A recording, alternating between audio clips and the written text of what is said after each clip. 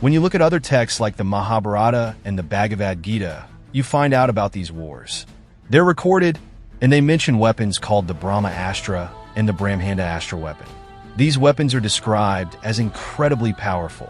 Once released, they can't be recalled or turned back, and they will obliterate any area or city.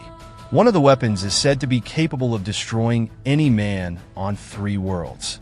Swami Vishuddhanand was known by many names in India, notably as Kali Wale Baba, and there are many followers and temples dedicated to him.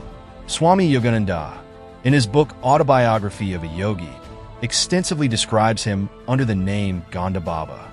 Maharishi Vishuddhananda was sitting with his disciple Udham Narayan, who was well acquainted with and greatly influenced by Baba's knowledge of Surya Vigyan, which means sun science. Baba had immense affection for his disciples and would often explain the principles of Surya Vigyan and demonstrate its application firsthand. Similarly, never dismiss what you perceive through vision. Now go and cut 3 pieces from those reeds growing over there, Baba instructed. Udham Narayan responded, "Certainly, Guru Dev," and soon returned with 3 long, thick pieces from the green plants. He cleaned them and placed them before Baba. Baba examined the pieces and crafted a bow from one of them. He took the bow in his hands, uttered a mysterious mantra, and the bow transformed into strong, beautiful metal. Then he picked up another piece of reed, chanted another mantra, and it turned into a metal arrow. Witnessing this, Udham was astonished. He was overjoyed as he became a witness to these incredible and wondrous events. Baba said, "Udham, this is a simple bow and arrow with no special power, but now see its actual use." Baba then fitted the arrow onto the bow, recited some mantras, and released it towards a banyan tree standing in front of them. In an instant, the arrow pierced through the banyan tree, setting it ablaze with fierce flames. Baba extinguished.